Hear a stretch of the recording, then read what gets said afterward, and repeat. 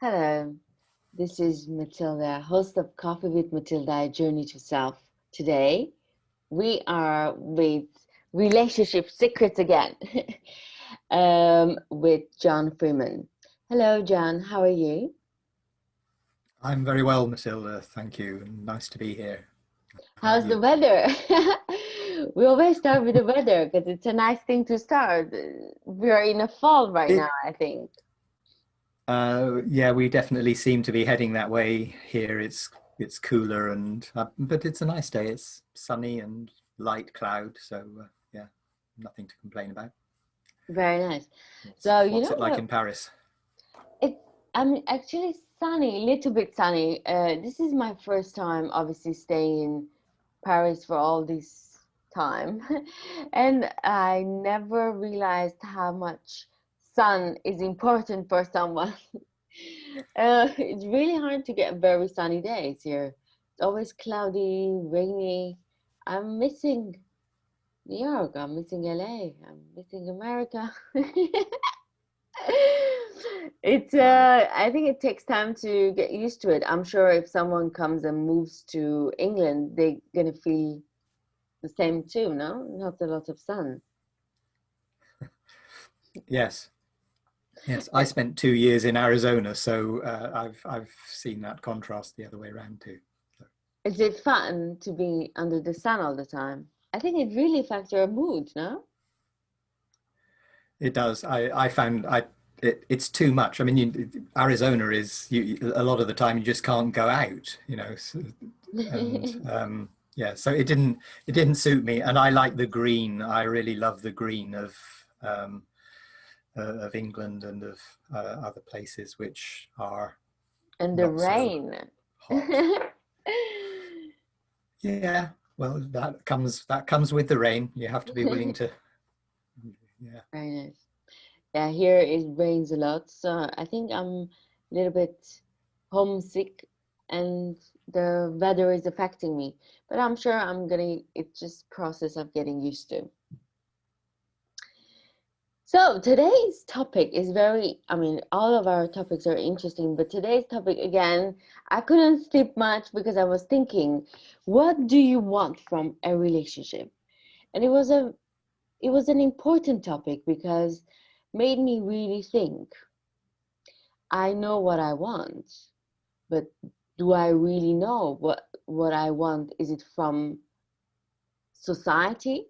Is it somewhere I read about? Is it somewhere I watched a movie and I think, oh, that's a good criteria to have?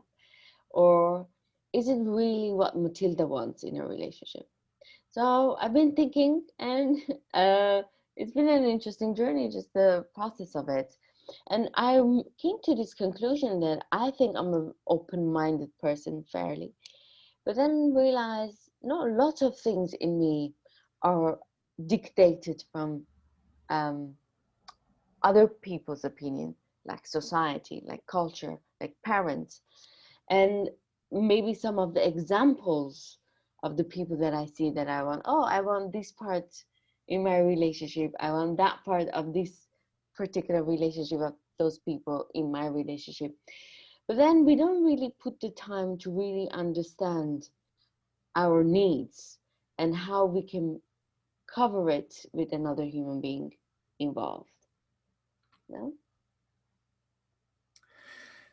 It, yes, it's not easy, and I think at this point, I mean, we've certainly talked about kind of the different places that our images come from, and so on. But in a way, one of the things for that is helpful for people to do is to move past the well, where does this come from, into how do I truly get in touch with Mm. what's inside me, and what what would I choose. So the thing that tends to happen first is it doesn't matter where your perceptions have come from. What matters more is how much of a hold have they got over you. So how much have you kind of taken it for granted that this is the way I am, this is the way I think, and this is the way my relationship should be. And to truly look at what happens for you in a relationship, or when you're thinking about a relationship, what really comes up. Because for a lot of people, especially these days, our personal freedom is important. Our freedom to explore who we are and to do the things that we want to do that might be just for us and that might not be something that we want to do with a partner. Making sure that you can retain the freedom to do that, even though you've got a relationship, it can be kind of tough because there is a mold that either you think you've got to fit or you find your partner thinks that you've got to fit. So knowing what do you want, do you want the relationship because you really love the fact that when you're in a long-term relationship you get to cuddle up to somebody every night and wake up to them in the morning and you've got that coziness? That is a really big deal for some people. For other people it's like, ooh, that all feels a bit icky, and I actually, I don't want that intensity of closeness. So what's real for you? Where do you sit on the scale of liking that? And for some people, I want my relationship to be my best friend. And that can work. I've known, I would say that my 25-year marriage was like that. And it really worked in all sorts of ways for that reason. But it's not what everybody wants, and it's not always what will show up, because what you might find shows up is somebody who's got all sorts of other things but won't be your best friend. And therefore you need to be able to say, okay, I can have my best friend be somebody other than the partner I live with. And I think that's especially true. My prejudice, my interesting point of view about that is that it's probably more often true for women than it is for men. Not exclusively so. I've known men who have really good best buddies, and they're really close relationship and really important. So the thing is, being willing for it to be what it is for you and not thinking that it is going to be a particular way. It's the conclusions that you start with that actually get you into trouble, rather than being in the question of, okay, what do I want? What do I need? John, is very interesting. Right now, my partner is not a person that, certain elements in him wasn't something that I would think 5 years ago I would be attracted or I would want to be with. For me, it was like, oh, I want to be with shakers and movers of New York. And I have a very hyper personality as well. So I wonder why I didn't work out with the other men. But with him, he gives me that sense of groundedness, which I never felt with other men. And this is coming from, because what I'm trying to say, what I wanted and what I needed was very different. This is what I'm realizing today in my relationship. At the beginning, I didn't think, oh, he's the one. Because I was like, oh, no, I want this type of a man, this type of a man. But then I realized, no, this works. And that workability is very important. And sometimes, and I'm telling this so listeners, the people that are looking for partners might resonate with them. Sometimes we say we want this kind of a man or this type of a woman that does this, that does that to us, towards us. But reality is maybe we don't need those. We need other things to work out. So it's kind of, we have to understand um, the workability part as well, no? Well, completely. And I think it's also about the mindset where, I mean, there's this big thing out there in the world about the one. And um, that can work for some people. But what if you're on something which is more of a journey and you're exploring yourself? There's part of what gets set up is that people around you, and possibly in your own head and possibly in the head of your partner, is this thing of, okay, we're coming together and we're going to have something, and the intention is we have to make it work forever, ever. And if we don't make it work forever, we've failed. Mm. And I think that's a really kind of unhelpful and probably outdated idea, Yeah, because you know, life is an exploration. Why would you only necessarily, you know, it's like saying, okay, I like avocados, so I'm only going to eat avocados for the rest of my life, and avocados will be nourishing to my body if that's the only thing I eat for the rest of my life. That's not real, and it prevents us from being in the space where possibly there is going to be somebody who really will feel right for a long-term relationship.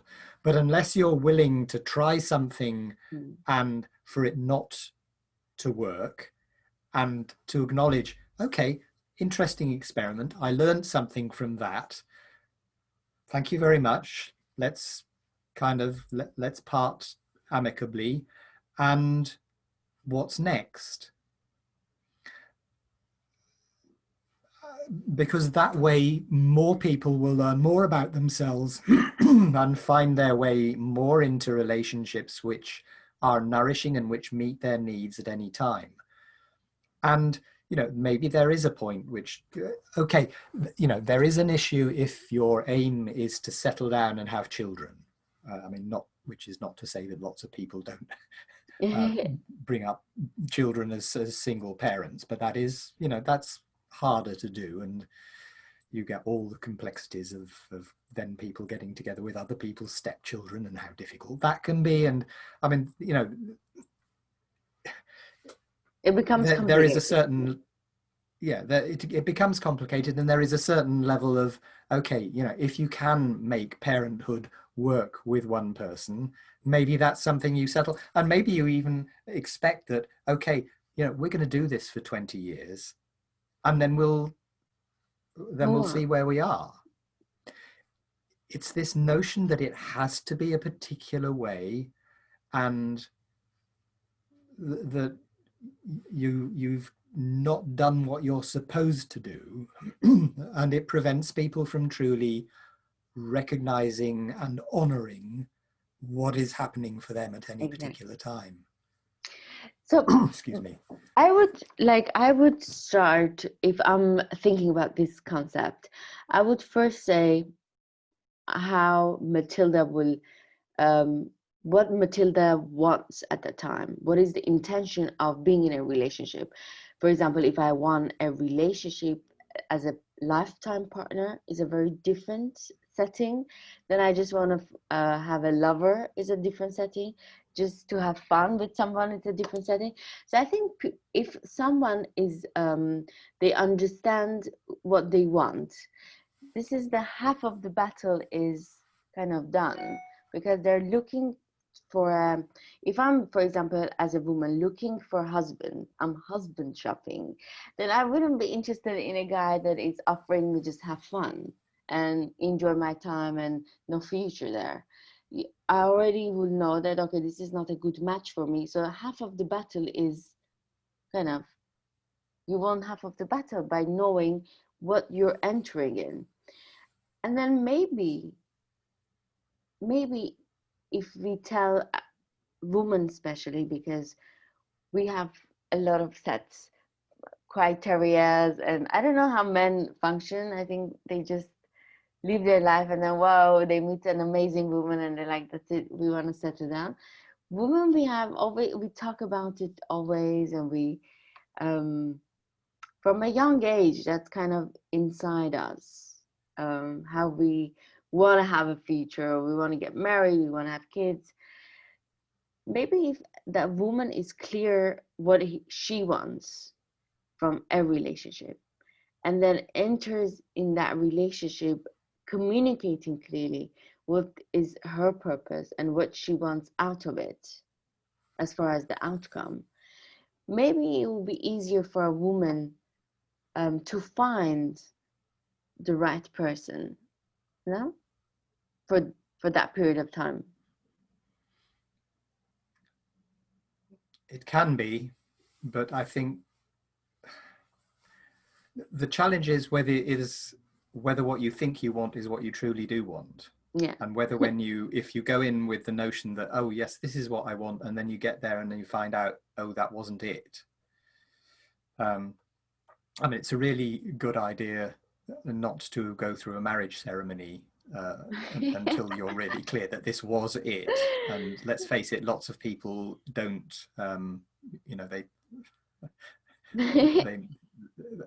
they're so excited about the idea of I'm going to walk down the aisle with somebody and we're going to have this big ceremony and there'll be loads of people and they spend 2 years planning their wedding, and it's only after that they start thinking about the relationship itself. And so that to me is a trap that it's very difficult for me. Obviously, I'm not a woman, but I think what I see with women and men is actually I mean, it's different in the sense of what the image is, but there is a process.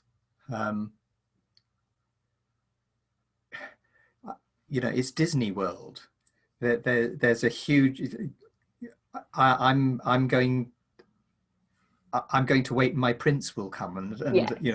there's that thing that people say where if you want to meet a prince, you have to kiss an awful lot of frogs, and there is an equivalent. There is an equivalent for that for men, which nobody ever mentions, but for a man, you have to kiss an awful lot of princesses before one of them wakes up. Oh, it's nicer. That's the Sleeping Beauty. I never heard of that turned one. On its head. No, well, I made that up. So, but that's just my perception is that we're kind of given these things that are mythologies which we're expected to conform to, and most cultures have some form of that mythology. I mean, it's not exclusive to any culture, and that is because there is a value for humanity in creating this kind of notion that you are going to get married and you're going to bring up lots of little princesses and little princes. But it's not how we live anymore. So it's kind of, we have such high ambitions. So many of us, we really want so much out of life, and we want what we want out of our career, and we want what we want out of our hobbies, and we want what we want out of the things that we like to watch, to go to movies or to go to the theatre or to go to sports events or whatever it is. there's this huge range that we're trying to satisfy all of it. And then we're at the same time trying to fit all of that, all of the things that we want to satisfy into the same box. And we haven't even talked about sex yet. Mm-hmm. You can meet somebody who is your best friend, but they may not be the ideal sexual partner. And what do you do then? And I'm talking from personal history then. My 25-year marriage was with somebody who was my best friend. We had a wonderful relationship, but the sexual chemistry was never quite there. And it wasn't until after 25 years she met and fell in love with this tall, dark, handsome ex-US military person called Yvonne, that she realized that actually she was not entirely oriented towards a heterosexual relationship. She was actually turned on by women, and she had not been recognizing that. And that had been sort of that had been the grit in our oyster for those 25 years. And she's now married to Yvonne, and we're all good friends. I love them both dearly. A question, 1 second. Do you think it would have been easier if she would have, I mean, if it's very personal, you don't need to answer, but do you think it would have been easier if she fell in love with another man, or it was difficult, or it was more difficult that she would fall in love with a woman? I don't think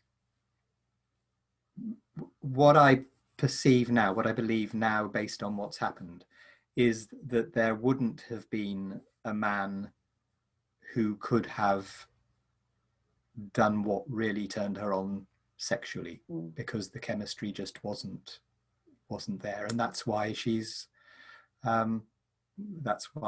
with Yvonne, because that actually worked for whatever reason. And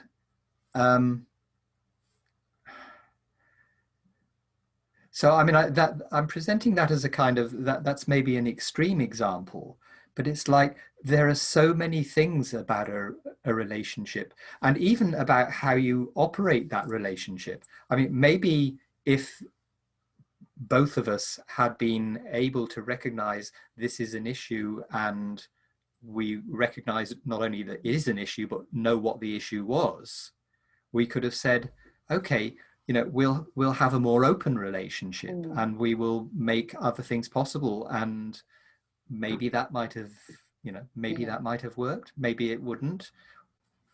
But whether it would have worked for me, for myself and Juliana, is not really the issue. It's whether it would work for you or for one of the listeners. What are the boxes that we put ourselves in about who we can be, what we can have, what is possible for the kind of life we want to lead? So that's where I come from. So John, so since I was thinking yesterday about our topic today, and I've been analyzing it, and I was like, maybe it's not even what I want in a relationship, because if I'm gonna go in a relationship, doesn't matter if it's a romantic relationship or a friendship. If I'm gonna go to any type of a relationship, open-minded, sharing that I want to be as close to my true self, who I am in this relationship, and whatever the outcome comes, or whatever happens in that relationship, is maybe happening because my soul needs it, and I just take it for the lesson that I'm gonna learn from it. And if it ends, it ends. If it doesn't end, okay, I'm evolving as a human being as well. So the point will be, if I want to grow as a human being with this relationship, do you think that would be a more better perspective of how to choose a partner and how to be in a relationship? Absolutely. Yeah, I mean, one of the you know, the expression kind of that closes the end of the myth story is, and they lived happily ever after. Yeah. Well, you know, there's the biggest lie of all, because actually life is more, I think even for princesses, life was more difficult than that, because things would change. And so I would say a total yes to your question, in the sense that if your relationship isn't built on the notion that we understand right from the start that both of us are going to change, we don't know what that change will look like, but we come in with the expectation that we are going to support each other to change in the way that we need to change, and we're going to have that growth and that development together. And I think a relationship which instantly, kind of the day you come back from honeymoon, goes into a box where this is how we're going to be and this is how we're going to stay, I think that's really very difficult for most people. Some people may be quite happy to get into that, and they've chosen it, and they're going to be fulfilled by that, and good luck to them. It's not what I see happening in the world. That's why, you know, whatever the figure is, two-thirds of marriages end in divorce. It's yeah. I think, for example, whatever you're suggesting, that freedom that you give to your partner to become who they really meant to be for you, and the freedom that you give to yourself to explore and communicate your needs very freely, it can be very frightening. I mean, for some people, the idea that, okay, if I give that freedom to my partner, and if they change and all of a sudden they don't want me anymore, that can be kind of hurtful too. On the other way as well, if I change and I don't want this partner anymore and I want to change somebody else with someone else, it can be very hurtful even to think about for yourself. So it's kind of, Yes. so it really needs courage. It really needs courage and also understanding of life, that essence of life, that not everything changes, and to hold on to someone and say, oh my God, you have to be whatever I want in life, and if you don't give me this, you're not making me happy, and I have to divorce you. That it's really a lot of responsibility to another person and expectations from your side as Absolutely. well. Yeah, so there's a lot of things in that. I mean, the first thing I'd pick out of what you just said is that if you ever find yourself thinking, and even worse, saying to somebody else, it's your job to make me happy, then you need to sort yourself out, because it isn't ever anybody else's job to make me happy. Yeah. It's my job to find out how to be a fulfilled and happy person, and how to bring that into my relationship. And even, you know, ideally, I mean, okay, no, you know, nobody's going to do this 100%, but the more you are already you have that sense of inner fulfillment and inner comfort with who you are, that you don't need somebody else to complete you or to be some way to make you happy. It's more that you're happy, and you can share that happiness, and you can have the richness of being that with somebody else. And that's really, in reality, that's the only way that anybody is going to get a viable relationship. If you're always in the space where you think that somebody else has to be a certain way in order for it to be okay for you, then you've already kind of set yourself on a path to difficulty. Yes, I'm realizing that actually, because I've moved here and I don't know anyone, and he's the person that I know. So he's my best. He's becoming my, maybe it's the COVID, I don't know. He's becoming my best friend. He's becoming everything that I want in one person.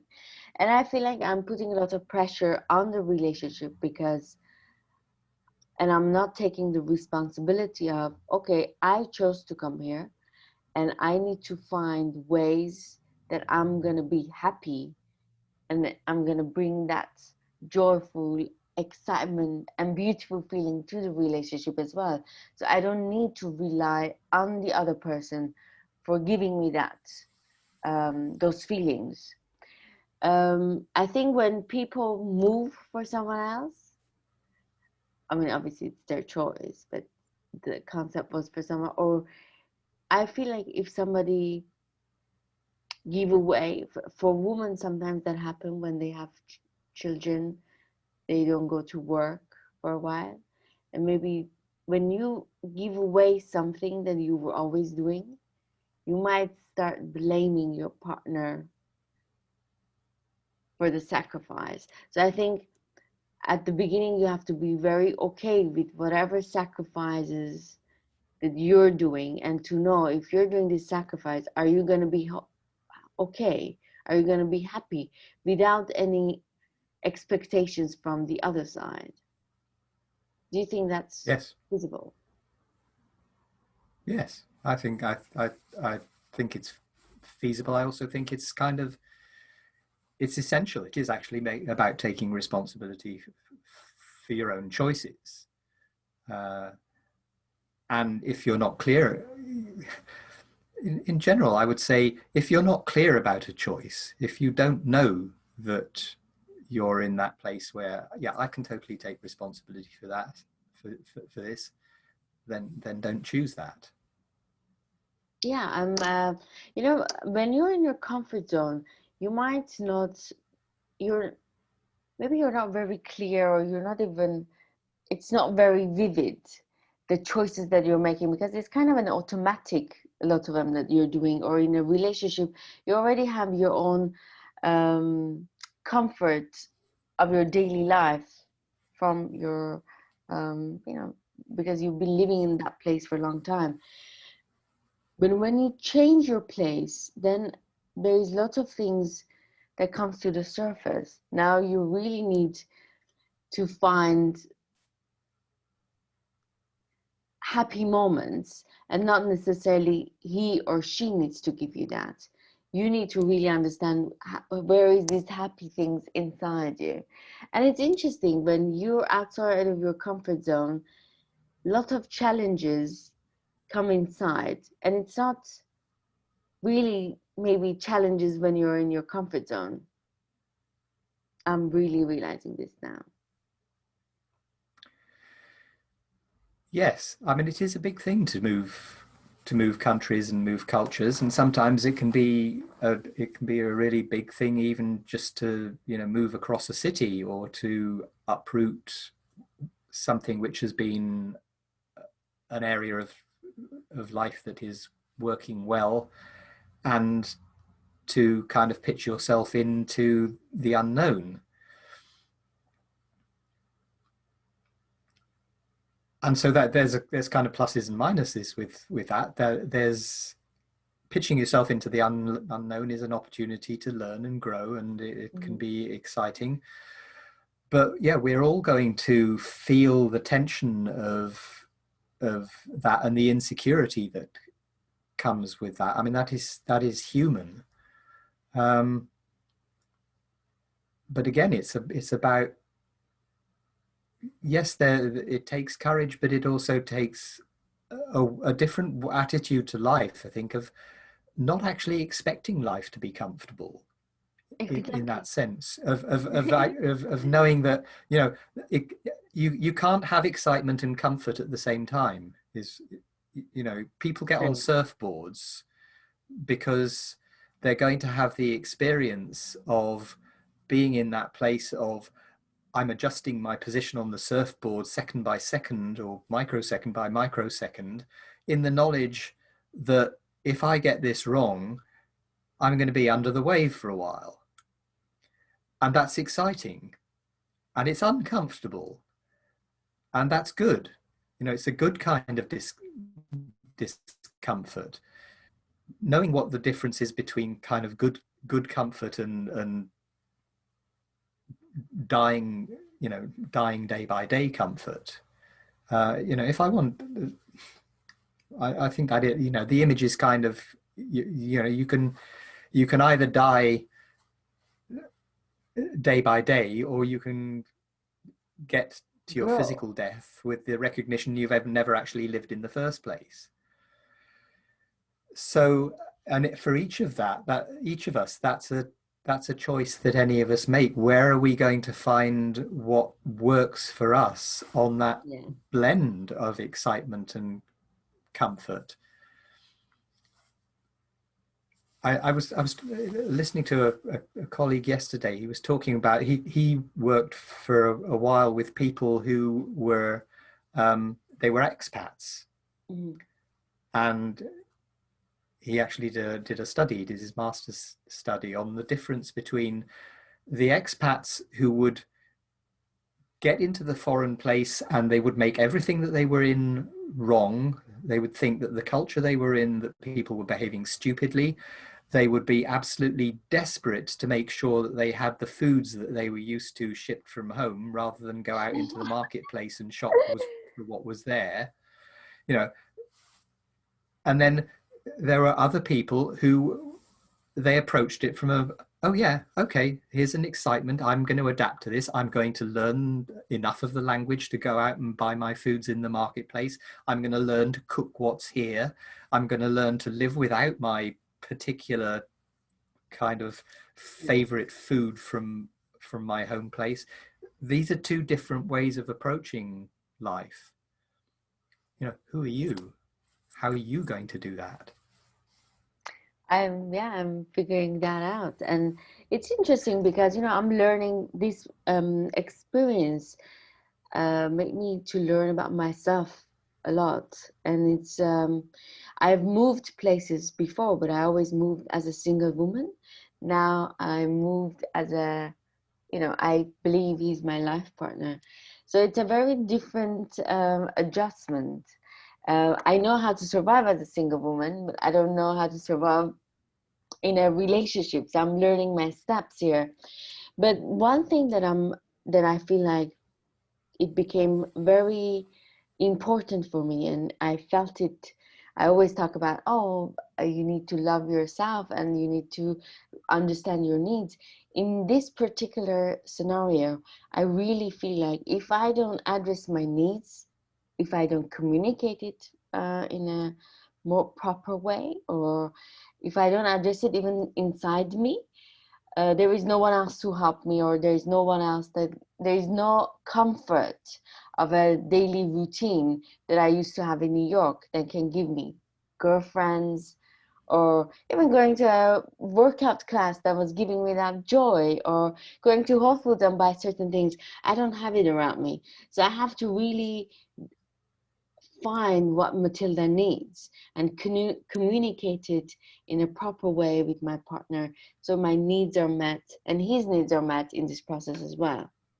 So communication and understanding what you need and what you want is like, oh, it's actually the big part of the being in a relationship. Absolutely, absolutely. And if But you're you're saying the right things about it, because you have the understanding that communication is one of the keys, and the ability to um, enter into those conversations and in such a way that you both understand that um, honoring the other person's needs and honoring your own needs is something that it's a it's a shared journey, and it's a negotiation. It's an agreement. It's not a compromise. If it's a compromise, something is going wrong. I like that. I like to negotiate my terms. So, John, if someone is, I mean, they are looking for relationships, they want to be in a relationship, and our topic is, what do you want from a relationship?